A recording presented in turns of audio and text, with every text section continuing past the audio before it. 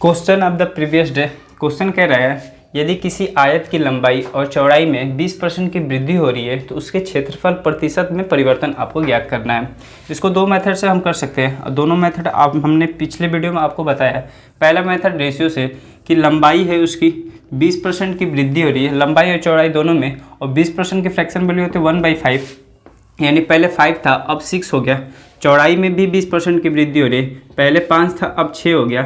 पहले आपको पता है कि क्षेत्रफल क्या होता है, लेंथ इंटू ब्रेथ, यानी कि लंबाई गुणा चौड़ाई।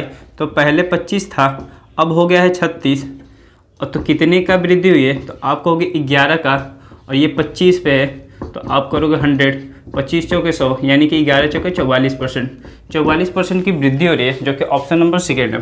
पहला मेथड ये है। दूसरा मेथड मैंने बताया था कि आपको यदि फार्मूला भी नहीं पता है तो भी आप सक्सेसिव इंक्रीमेंट से कर सकते हैं। a + b - ab + 100, तो 20 + 20 × 20/100, और यहाँ से हो जाएगा 40, और ये 5 टाइम जाएगा और ये 4 टाइम जाएगा। 20 20 40 4 44, यानी कि 44% की वृद्धि हो रही है। यहाँ से भी ऑप्शन नंबर आपका सेकंड सही है।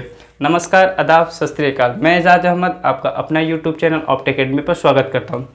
ये question of the previous day था। यदि आपको ये अच्छे से समझ में नहीं आ रहा है तो पिछला वीडियो का लिंक नीचे डिस्क्रिप्शन में दे रखा है, आप वहाँ से जाके देख सकते हैं। इसमें हमने इसको फिगर के माध्यम से अच्छे से बताया। आज हम परसेंटेज के लेक्चर 6 के बारे में पढ़ेंगे, उसके बारे में हम डिटेल जानकारी करेंगे। तो आइए स्टार्ट करते हैं। आज हम परसेंटेज की लेक्चर नंबर 6 पढ़ रहे हैं, जिसमें आज हमारा टॉपिक है गलत संख्या से डिवाइड या मल्टीप्लाई करने के बाद आपका परसेंटेज में क्या बदलाव आता है उसके बारे में पढ़ेंगे। इंपॉर्टेंट टॉपिक है, छोटा टॉपिक है। यदि आप इसको 15 से 20 मिनट आप देखते हैं तो आपको ये काफ़ी इम्प्रूव देगा और ये आपको क्वेश्चन करने में आसानी होगी। यदि ये मेथड आपने पढ़ लिया तो कहीं ना कहीं इसका रेशियो में भी इस टाइप के क्वेश्चन बनते हैं, तो वहाँ से भी आप क्वेश्चन कर जाएंगे। तो क्वेश्चन के माध्यम से आप समझेंगे कि कैसा होता है गलत संख्या से मल्टीप्लाई और डिवाइड के बाद। तो क्वेश्चन के माध्यम से आज समझते हैं। आइए क्वेश्चन नंबर फर्स्ट की तरफ देखते हैं। क्वेश्चन नंबर फर्स्ट टाइप 6 है। इससे पहले हमने टाइप 5 तक आप पढ़ चुके हैं। तो अब टाइप 6 में क्वेश्चन नंबर फर्स्ट कह रखा है कि एक छात्र ने एक संख्या में 5/2 के स्थान पर 6/5 से गुणा कर दिया, तब संख्या में आपको परिवर्तन ज्ञात करना है, और ऑप्शन परसेंटेज में दे रखा है कमी और वृद्धि में। तो इसको हम 2 या 3 मेथड से करने की कोशिश करेंगे, क्योंकि ये अप्रोच है। आप कोई भी अप्रोच लगा सकते हैं जो कि तीनों आपस में को रिलेटेड है। जो आपको लगेगा कि टाइम टेकन है तो आप उससे थोड़ा बाद में कीजिए, जो आपको लगेगा इसमें टाइम थोड़ा हम कम कर सकते हैं तो उसको आप पहले प्रीफर कीजिएगा। आपको हर मेथड जानना ज़रूरी होता है। आइए पहले मेथड से बात करते हैं। सबसे पहले हम बेसिक मेथड से बात करते हैं, एक्स मेथड से। अब कहते हैं हम एक्स मेथड से बात करते हैं। अब कह रहे हैं कि एक छात्र ने एक संख्या, तो संख्या आप मान लो x को मल्टीप्लाई करना था 5/2 से। आपको मल्टीप्लाई करना था 5/2 से, और उसने कर दिया किससे, 6/5 से। इसने मल्टीप्लाई कर दिया 6/5 से। तो ये वाला सही था और ये गलत था। मतलब करना था आपको इससे मल्टीप्लाई, आपने कर दिया इससे मल्टीप्लाई। तो आप ऐसे कर सकते हो कि आप देख लो, ये हो जाएगा 2.5, 2 दूनी 4, यानी आपको करना था 2.5x से, और आपने कर दिया 6/5 यानी कि 1.2x से। मतलब आपको मल्टीप्लाई करना था किससे, 2.5 से, आपने कर दिया 1.2 से। तो कितने की कमी कर रहे हो तुम, तो तुम कहोगे कि 1.3 की कमी कर रहे हैं, 1.3x की। और कहाँ से कमी कर रहे हो, तो आप कहोगे 2.5x की। और चूँकि आपको आंसर किस में निकालना है, तो परसेंटेज में निकालना है, तो आपको क्या करना पड़ेगा, बाई 100 करना पड़ेगा। x से x कटेगा, डेसिमल से डेसिमल कटेगा, और ये 25 का 4 टाइम हो जाएगा, 25 चौके 100 और 13 चौके 52, यानी कि 52% की आपकी क्या होगी, तो ये होगी कमी होगी। तो 52% की कमी किस में दे रखा है, ऑप्शन नंबर फर्स्ट में दे रखा है। ये तो तरीका नंबर 1 हो गया, जिसमें हमने क्या एक्स मेथड से किया। दूसरा तरीका हम थोड़ा रेशियो मेथड से करते हैं। रेशियो मेथड इससे पहले हम क्या नाम है, एलसीएम मेथड से करते हैं। दूसरा मेथड हम करते हैं एलसीएम मेथड से। इसमें देखते हैं क्या है। अब एलसीएम मेथड ये है कि 2 नंबर ले लो, जो 2 नंबर है बस उसी को आप लिख लो। एक लिखा है 5/2 और एक लिखा है 6/5। आपको एक से मानने की कोई ज़रूरत नहीं, दोनों नंबर को आप ले लो। और चूँकि मैंने बताया था इससे पिछले वाले वीडियो में कि जो नीचे वाली वैल्यू होती है, जैसे मैंने कहा था 14 होल 2/7% की वैल्यू मैंने क्या बताया था, तो आपने कहा था 1/7%, 1/7। तो मैंने कहा था नीचे वाली वैल्यू क्या होती है, ओरिजिनल वैल्यू यानी कि वास्तविक संख्या होती है, और दूसरी वाली क्या होती है, इंक्रीज या डिक्रीज वैल्यू होती है। ये क्वेश्चन पर डिपेंड करता है। तो मैंने कहा कि नीचे वाले दोनों हर का आप क्या ले लो, एलसीएम ले लो। तो दोनों का एलसीएम लोगे तो आप क्या हो जाएगा, 10 हो जाएगा। दूसरा स्टेप में क्या करना है कि जो एलसीएम आए उसमें आप मल्टीप्लाई कर दो। ध्यान से वर्डों को सुनिएगा। यदि आप पहली बार इसको देख रहे हैं ऐसे क्वेश्चनों को, तो एक बार आप देख ले, सुन ले ध्यान से, तो आप क्वेश्चन कर जाएंगे। मैंने बताया कि पहली बार क्या करो, इन दोनों का एलसीएम ले लो। दूसरी बार क्या करो, एलसीएम लेने के दोनों से मल्टीप्लाई करो। जैसे ही मल्टीप्लाई करोगे तो ये बात है सही वाला और ये गलत वाला है। तो 2 5 10 और 5 और 25, मुझे मल्टीप्लाई करना था 25 से और आपने कर दिया किससे, 12 से। तो कमी कितने की आ रही है, फिर वही 13 से। और कहाँ से कमी आ रही है, 25 गुणे 100। 25 गुणे 100 करोगे तो यहाँ से भी 13 चौके 52% की कमी ही आएगी। यहाँ से भी ऑप्शन नंबर आप सेकेंड कर सकते हैं। तीसरा मेथड हम देखते हैं। तीसरा मेथड हम करते हैं आपको डायरेक्ट, क्या नाम है, रेशियो मेथड से। रेशियो मेथड क्या है, इसके बारे में भी हम थोड़ा सा समझते हैं अभी। तीसरा रेशियो मेथड, इसमें भी आप कुछ नहीं करना है, आप दोनों नंबरों को लिख लो। 5/2 है एक बार और एक बार है 6/5। मैंने बताया था कि एक दूसरे से ये कोरिलेटेड है, बस आपको तरीका समझ में आना चाहिए। कभी कभी ये नंबर पे डिपेंड करता है, तो कभी कभी नंबर ज़्यादा कंजुकेटेड हो तो आप डेसिमल मत लगाना, आप एलसीएम यदि ज़्यादा दिख रहा है तो एलसीएम मत लगाना। अभी कभी कभी डिपेंड करता है ये गलत नंबर से। अब इस बार क्या करो ना कि इन दोनों के बीच में बराबर का सिंबल देके क्रॉस मल्टीप्लाई कर दो। क्रॉस मल्टीप्लाई जैसे ही करोगे तो ये हो जाएगा 25 और ये हो जाएगा 12। अब यहाँ से कितना था, 25 से करना था और आपने किससे किया, 12 से। तो कमी कितने की आ रही है, वही फिर 13/25। अब यहाँ पर 100 करने के लिए आप भी ऊपर भी 4 से करेंगे और नीचे भी 4 से करेंगे। अब कोई भी चीज़ अपने आप में 100% पे ही काउंट होती है, तो 13 चौके 52%, यहाँ से भी अब 52% होगा। मैंने तीनों मेथड इसीलिए बताया कि कभी कभी क्या होगा कि आपको ये नंबर थोड़ा बड़ा बड़ा दे देगा, तो क्रॉस मल्टीप्लाई करने में उस समय दिक्कत हो जाएगी, आप उसमें एलसीएम मेथड लगाइएगा। कभी कभी आपको थोड़ा सा एलसीएम नहीं समझ में आ रहा है तो एक्स मेथड, जो कि एकदम कुछ नहीं समझा, क्वेश्चन के अकॉर्डिंग देखते हुए आप कर सकते हैं। आइए क्वेश्चन नंबर सेकेंड देखते हैं और इससे ज़्यादा आपको वहाँ पर समझ में आएगा। देख, क्वेश्चन नंबर सेकेंड कह रखा है कि एक छात्रा ने एक संख्या में 5/3 के स्थान पर 3/5 से गुणा कर दिया। तो कह रहा है तब संख्या में प्रतिशत परिवर्तन ज्ञात करें। इससे पहले हमने 3 मेथड से क्वेश्चन को किया था। पहला मेथड एक्स, दूसरा एलसीएम मेथड था और तीसरा हमने बताया था रेशियो मेथड से, जिसमें हम क्रॉस मल्टीप्लाई करते थे। इस बार उम्मीद करता हूँ कि एक्स मेथड आप कर लेंगे। हम 2 ही मेथड पे बात करेंगे, एक एलसीएम मेथड पे और दूसरा रेशियो मेथड पे। रेशियो मेथड या क्रॉस मेथड भी कह सकते हैं, जिसको हम दोनों तरीके से बात करते हैं। यहाँ पर मैं क्रॉस मेथड ही नाम दे रहा हूँ। फिर यहाँ पर कह रहा हूँ एक चीज़ें, मैंने इसे 2-3 वीडियो पहले मैंने कहा था कि जो मैथ का लैंग्वेज होता है वही सबसे बड़ी स्किल होती है। यदि आप मैथ के लैंग्वेज को पकड़ लेते हैं तब जाके आप क्वेश्चन कर लेते हैं। यहाँ पे ध्यान से समझिएगा, संख्या में प्रतिशत परिवर्तन के बारे में बात कर रहे हैं। पहले हम इस पे बात करते हैं एलसीएम मेथड। एलसीएम मेथड में मैंने क्या कहा था कि दोनों नंबर को लिख लो। मैंने कहा था 5/3 है और 3/5 है। फिर नीचे वाले जो हर है इनका एलसीएम ले लो, तो ये हो जाएगा 15 और 15 से क्या कर दो, दोनों में मल्टीप्लाई कर दो। दोनों में मल्टीप्लाई करोगे ये 5 टाइम जाएगा और ये हो जाएगा 25 और यहाँ से हो जाएगा 15, यानी 25 था, सॉरी ये हो जाएगा 9, यानी पहले 25 था अब 9 हो गया। तो कितने का अंतर आ रहा है, 16, और कहाँ से आ रहा है 25 गुणे 100, यानी कि 16 चौके 64%। 64% की क्या हो रही है यहाँ पे, तो कमी हो रही है, तो जो कि ऑप्शन नंबर फर्स्ट है। ये ध्यान से सुनिएगा, यहाँ पे संख्या में प्रतिशत परिवर्तन के बारे में बात हो रही है। अब दूसरा क्रॉस मेथड, मैंने कहा था सेम नंबर लिख लो, 5/3 है और दूसरा है 3/5। दोनों में क्या कर दो, क्रॉस मेथड कर दो। क्रॉस मेथड जैसे करोगे तो 25 था अब 9 हो गया, मतलब तुमको करना था 25 और तुमने गलत से कर दिया कितना, 9 लिख दिया। तो कितने का अंतर आ रहा है, तो आप कहोगे 16 का, और कहाँ से आ रहा है 25 से।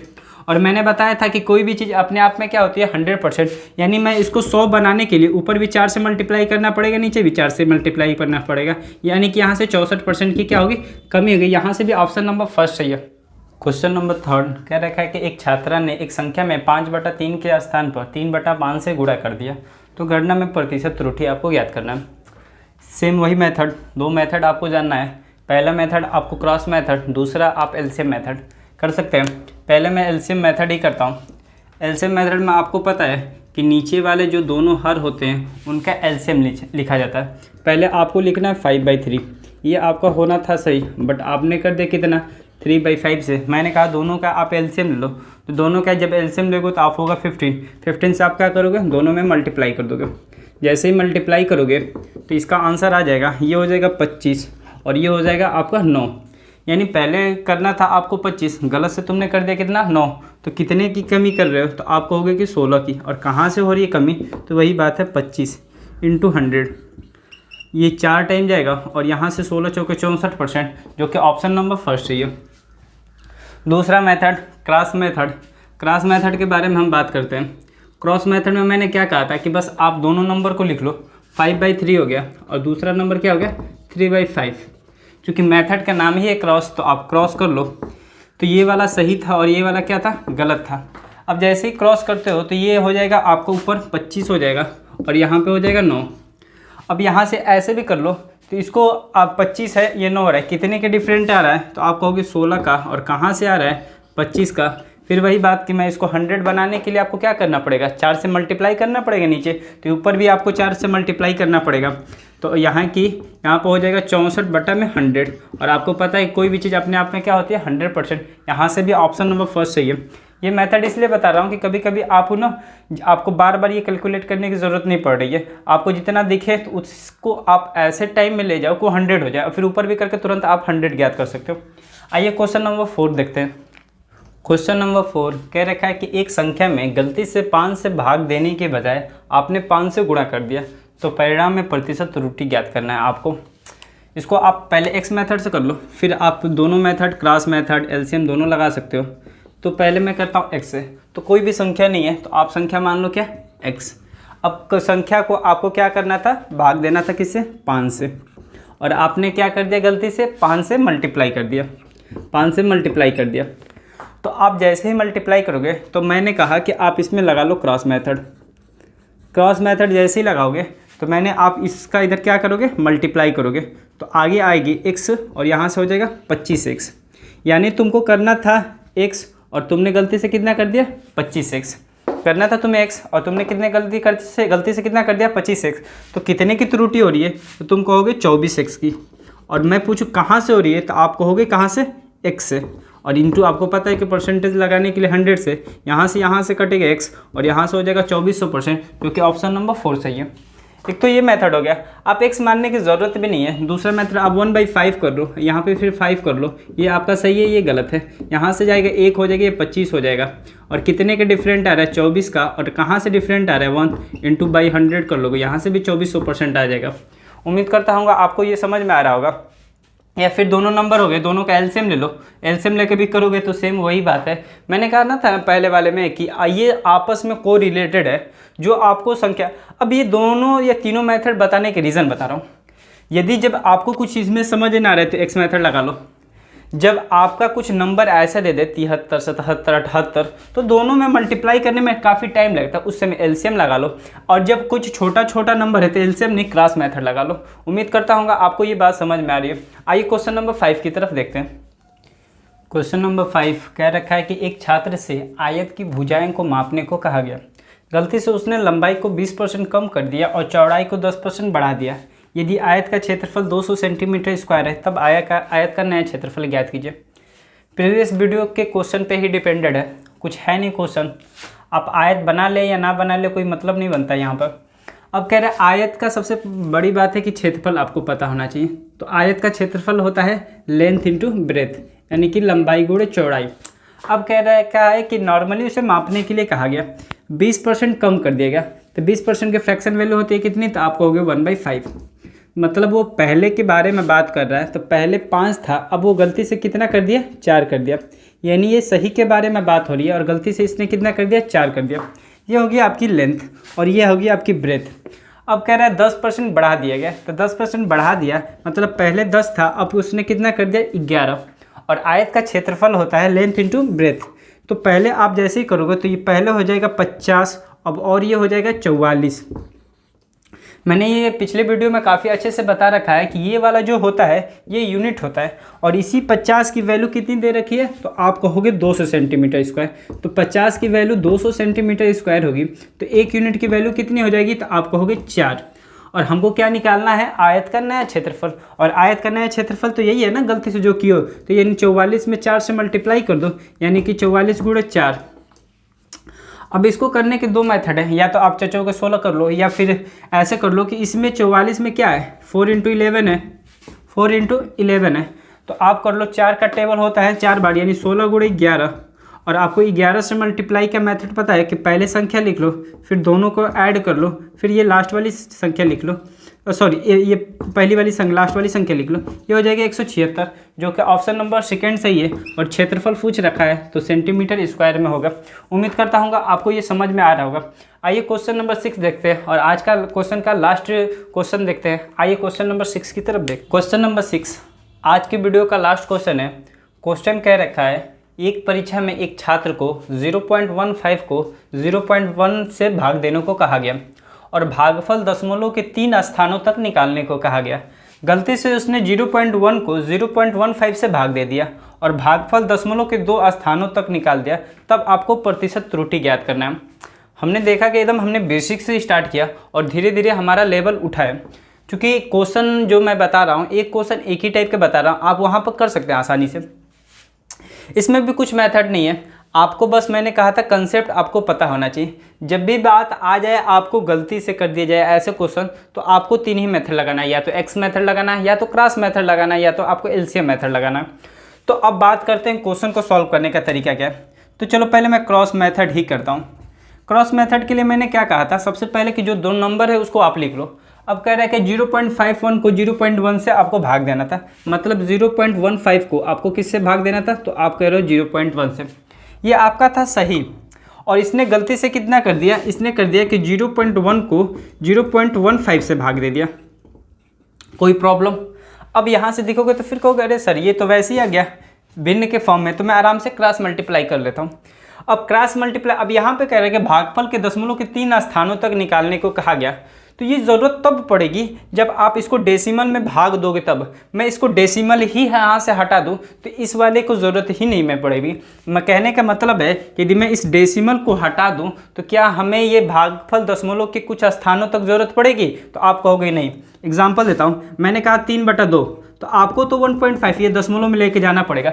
मैंने कहा आपको 4/2 से भाग दो, तो आप कहोगे 2, इसमें तो डेसिमल की ज़रूरत ही नहीं पड़े क्योंकि ये पूरी तरह से डिविजिबल है।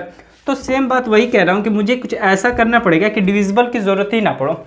अब यहाँ पे आपको पता है कि डेसिमल हटाना है। डेसिमल हटाने के लिए आपको पता है कि एक डेसिमल को आपको राइट साइड ले जाने के लिए आपको 10 से मल्टीप्लाई करना पड़ता है, यानी आपको इसको 2 साइड ले जाना है तो 100 से मल्टीप्लाई करना पड़ेगा।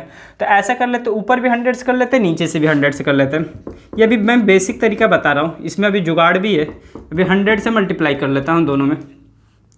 जैसे ही 100 से मल्टीप्लाई करूँगा तो ये हो जाएगा 15, और नीचे क्या हो जाएगा, ये डेसिमल यहाँ पे आ जाएगा और एक 0 यहाँ से चिपक जाएगा, यहाँ से आ जाएगा यानी 15/10, और यहाँ से आ जाएगा 10/15। थोड़ी जगह की कमी पड़ रही है इसलिए थोड़ा सा मैं आगे लिख रहा हूँ। अब यह हो जाएगा 10/15, और आपको करना क्या है, फिर आपको करना है क्रॉस मल्टीप्लाई। अब हो जाएगा 15 के जैसे करोगे तो ये हो जाएगा 225 और ये हो जाएगा 100। तो अब वही बात है कि करना था तुम्हें 225 और आपने कर दिया कितना 100, तो डिफरेंस कितने की आ रही है, तो आप कहोगे 125 की आ रही है। कहाँ से आ रही है, 125 की, और कहाँ से आ रही है, तो 225 की। और चूंकि आपको आंसर किस में बताना है, तो परसेंटेज में बाय 100 कर लो। यहाँ से थोड़ा मैं आगे कर रहा हूँ। अब यहाँ से मैं करूँ 125/225, 25 से कटाओगे तो ये हो जाएगा 5 बार जाएगा और ये जाएगा 9 बार, और ये आपको हो जाएगा 100। अब बात है कि 1/9 की फ्रैक्शन वैल्यू क्या होती है, तो मैंने डेसिमल में लिखाया था, और मैंने जब बताया था पहले लेक्चर में तो मैंने ये भी बताया था कि टीसीएस का पैटर्न अब या भिन्न वाले में ना देकर पॉइंट वाले में पूछ रहा है। तो मैंने बोला था कि 1/9 की वैल्यू होती है 11.11%, तो 5/9 की वैल्यू क्या हो जाएगी 55/55%, जो कि ऑप्शन नंबर सेकेंड में दे रखा है। उम्मीद करता हूँ आपको समझ में आ रहा होगा। या फिर आप दूसरा क्या कर सकते हो, इसका एलसीएम मेथड भी कर सकते हो। दोनों का आप एलसीएम ले लो, जब वो यहाँ से भी आप यहाँ से एलसीएम लेने में क्या होगा आपको बता रहा हूँ। यहाँ से 0.15 हो जाएगा और यहाँ से 0.1 हो जाएगा और यहाँ पे 0.1 हो जाएगा और यहाँ पे 0.15 हो जाएगा। फिर वही बात, पहले डेसिमल हटा लो, फिर दोनों का एलसीएम 0.15 ही आएगा। जैसे मल्टीप्लाई करोगे तो यहाँ से 225, यहाँ से 100 आ जाएगा। फिर डिफरेंट आएगा कहाँ से, 125 का, और कहाँ से डिफरेंट आएगा, 225 का। आज के लिए बस इतना ही। अभी एक क्वेश्चन आपके लिए दिया जाएगा, मतलब क्वेश्चन ऑफ द डे होगा, जो कि इसी से रिलेटेड होगा और आपको ये बताएगा कि आप कहाँ पे टॉपिक पे अभी स्थिर कर रहे हो, मतलब आपको ये वीडियो समझ में आ रही है नहीं, और उसका आंसर करके आप कमेंट बॉक्स में ज़रूर लिखेगा। आज के लिए बस इतना ही। थैंक्स, जय हिंद, जय भारत। और यदि वीडियो अच्छी लग रही है तो ज़रूर लाइक करें और हमारे चैनल ऑप्ट एकेडमी को जरूर सब्सक्राइब करें। थैंक्स, जय हिंद, जय भारत।